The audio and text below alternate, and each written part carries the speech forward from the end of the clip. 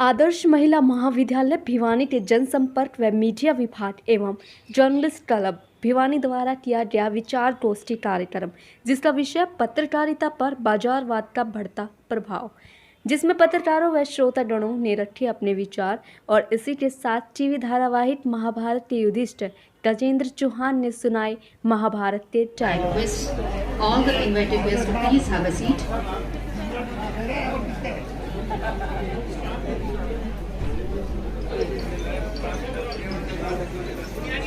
I request our managing team members to please and have a seat. I request Dr. Rinku Agarwal, the convener of organizing committee, to please escort Dr. Anand. Deepak Mani doctor Sukhdev ji आगे ठीक है, बाकी सब हो गए, ये सब हो गए। Presently, Dr. R.K. Anand, who is a well-known personality and is an academician and serving as Vice Chancellor of this most prestigious university. के अलावा आज हमारे साथ मौजूद हैं हमारी प्रबंधकारिणी समिति के से माननीय Shri Kamlesh Chaudhary ji, Shri Pritam Agarwal ji. Please present a bouquet to Shri Gajendra Chauhan ji.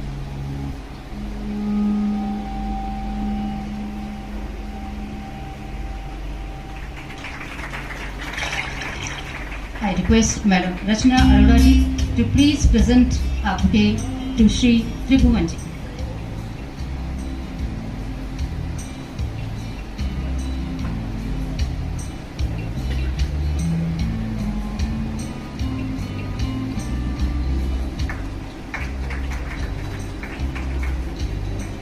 Now I again request Mr. Ashok Bhavaniwala ji to please present one more bouquet to Shri R.K. Anayar ji, as you are bearing the double responsibility, sir, on the behalf of Adarsh Mahila Mahavidyalaya Bhiwani as well as from Journalist Club Bhiwani. I request Madam Principal to please present a bouquet to Shri Gajendra Chauhan ji on the behalf of Adarsh Mahila Mahavidyalaya Bhiwani. I invite Shri Kamlesh Chaudhary ji and Shri Pritam Agarwal ji to please come on the dais to present a bouquet to Shri Tribhuvan ji.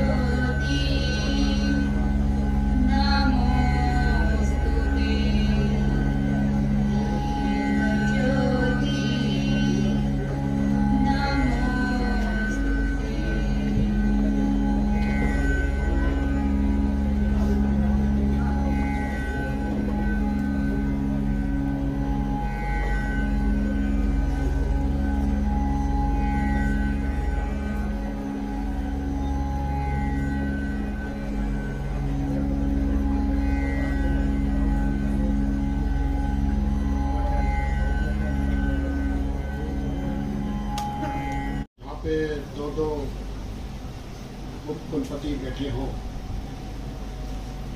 उस मंच में बातचीत करना बड़ा संभल के बोलना पड़ता है। मैं आदर्श महिला महाविद्यालय की ओर से अनायास जी का विज्ञान एवं प्रौद्योगिकी विश्वविद्यालय मुरथल के आप वाइस चांसलर हैं, आदरणीय चौहान साहब जो फिल्म जगत से तो है ही है, लेकिन हमारे यहाँ जो लक्ष्मी चंद जी के नाम से यूनिवर्सिटी बनी हुई है, जो कला और कई सारी चीज़ें सिखाती है, आप उसको लीड करते हैं। और तीसरे व्यक्ति भी कोई कम नहीं है, जयपुर से हमारे बीच आए हैं, और नवज्योति अखबार जो आज़ादी से भी पहले का अखबार है, उसके ग्रुप एडिटर हैं आप। और वहाँ पे जो यूनिवर्सिटी चल रही है सर, मैं अपनी जो दूसरी बात है पत्रकारिता की, वो एक कहानी से शुरू करूंगा। एक छोटी सी कहानी सुनाता हूँ आपको। आप पुनिया सर, आप कहानी सुनो। एक नाका था और एक शहर में चोर था। उस चोर का नाम था जी नूरुद्दीन। बड़ा मशहूर चोर था, बड़ा चोरी करने में वो इतना माहिर था कि दीवार पर चढ़ जाता था। सर, एक रात को नाका पार कर रहा था, पुलिस वालों ने उसको रोका। बोला कौन? बोला नसरुद्दीन। कौन नसरुद्दीन? बोला जी चोर। नसरुद्दीन ने इससे पहले एक कसम उठाई थी सर कि मैं जिंदगी में कभी झूठ नहीं बोलूंगा। मतलब कितनी अजीब बात, उस आदमी की सोच देखो, एक तो चोर, दूसरा सच बोलने की बात, मतलब दोनों करेला नहीं चढ़ा। लेकिन उसने ये सोच लिया कि भाई कुछ भी हो जाए, मैं जेल जाऊं, मारूं, गोली लग जाए, लेकिन मैं झूठ नहीं बोलूंगा। उसने कहा मिला कौन? बोला नसरुद्दीन। बोला कौन नसरुद्दीन? बोला चोर। इतना कहते वो पुलिस वालों ने उसको नाके पर घेर लिया। उसके पास 3 गधे थे। गधों की तलाशी ली गई। किसी में तो टूटे हुए डंडे थे, किसी में वो फटी हुई बोरियां थी, किसी में छोटी मोटी रस्सी थी। उन्होंने कहा यार तू चोर है? नो, बोला हाँ जी चोर।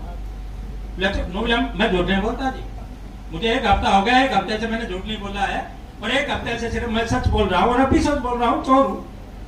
वही बोला ठीक है चल। दूसरे दिन की बात वो हो गई। दूसरे दिन फिर उसकी तलाशी ली गई, मैं नसरुद्दीन चोर। बड़ा अजीब बात। पुलिस वाले बोले यार तू रोज आता है, रोज क्या कहता है चोर है, चोरी करके लेकर आया हूँ, तो जा भाई, तेरे पास तो कुछ सामान बरामद नहीं हुआ, अब तेरे पर एलिगेशन लगे, धारा के लगे, क्या लगे, छोड़ दिया। बात सिलसिला चलता रहा, सालों साल चलता रहा है सिलसिला। वो जो नाके वाला जो थानेदार था पुणे जी, वो रिटायर हो गया। रिटायर होने के बाद मैं अपने ये हासे गेट पर एक चाय के खोखा पर चाय पी रहा था। उसने देखा नसरुद्दीन नाम लग रहा है। उन्होंने नसरुद्दीन को आवाज देकर बुलाया, भैया यहाँ आओ, तेरे को चाय पिलाऊंगा। उसको बिठाया, बिठा के बोला नसरुद्दीन एक बात बता यार, तू सच बोलता है? बोला जी मैं सच बोलता हूँ, सच।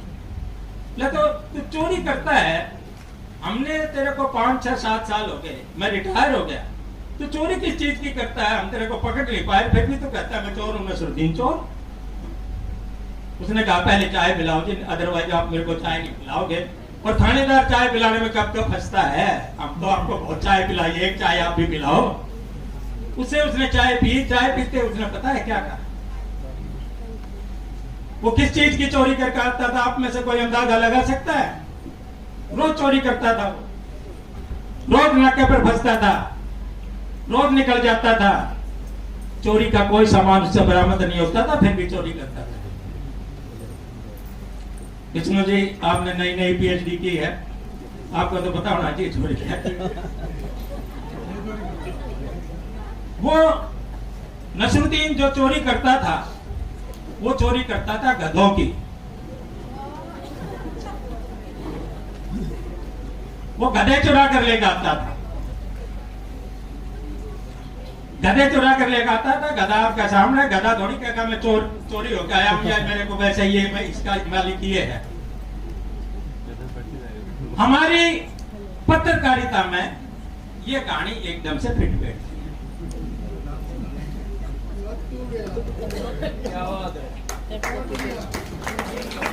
कारण आज की जो पत्रकारिता है आज की पत्रकारिता में पत्रकार वही देखता है, वही बोलता है, वही सुनता है जो उसको दिखाया सुनाया बुलवाया जाता है।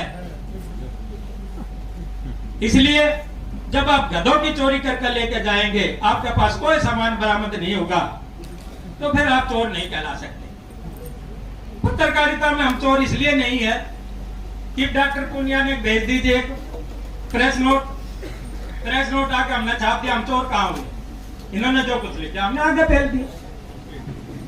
आज सबसे बड़ी जो त्रासदी है, हम जो बाजारवाद का नाम लेके आते हैं, बाजारवाद केवल एक माध्यम है, और उस बाजारवाद के लिए जिस पर आज भाई अशोक जी ने इतनी बड़ी संगोष्ठी करवा दी, वो बाजारवाद एक माध्यम है।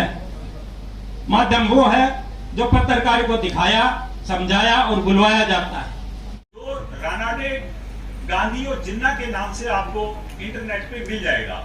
जब आप गांधी, रानाडे और जिन्ना के नाम से सर्च करेंगे तो आपको ये भाषण मिलेगा। अंबेडकर जी 1943 में भारत छोड़ो आंदोलन के एक साल बाद का जो हाल है, जिस समय बताया जाता है कि मूल्य बहुत उच्च थे और पत्रकारिता और राजनीति बहुत ऊंची थी, उस समय क्या स्थिति थी? भारत में कभी पत्रकारिता एक व्यवसाय था, अब वह व्यापार बन गया है। वह तो साबुन बनाने जैसा है, उससे अधिक कुछ भी नहीं है। उसमें कोई नैतिक दायित्व नहीं है। वह स्वयं को जनता का जिम्मेदार सलाहकार नहीं मानता। भारत की पत्रकारिता इस बात को अपना सर्वप्रथम तथा सर्वोपरि कर्तव्य नहीं मानती कि वह तटस्थ भाव से निष्पक्ष समाचार दे। वह सार्वजनिक नीति के उस निश्चित पक्ष को प्रस्तुत करे जिसे वह समाज के लिए हितकारी समझे।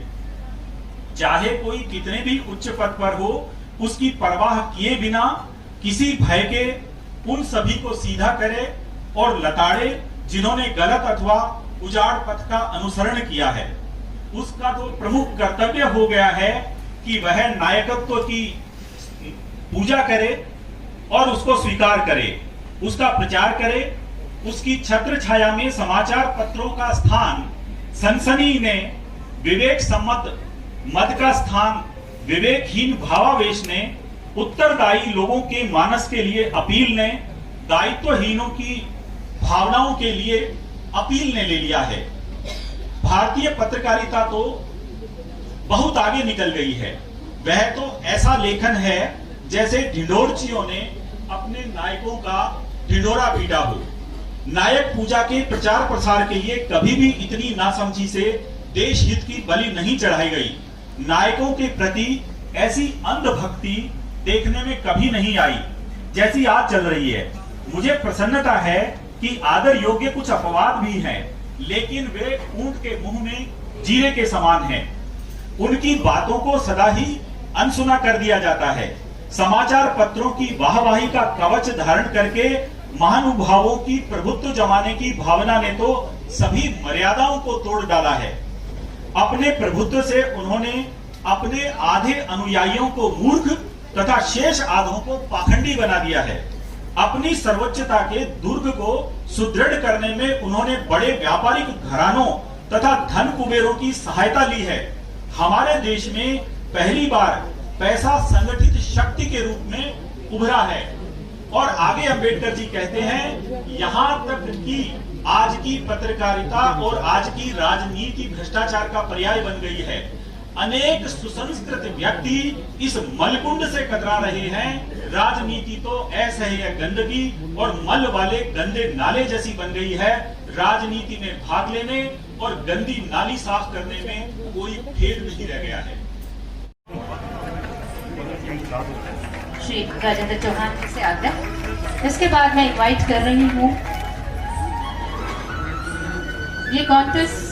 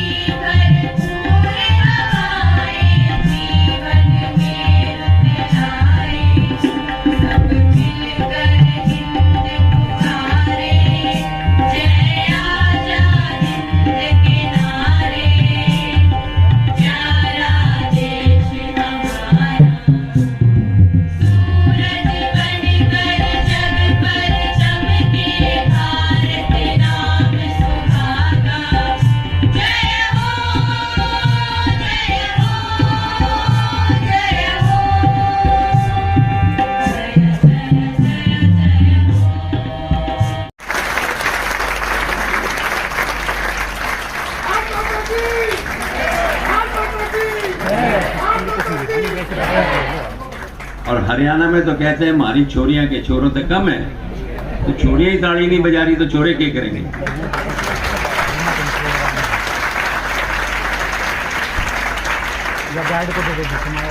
महाभारत का संवाद तो आपने सुन लिया, और सुनना चाहेंगे?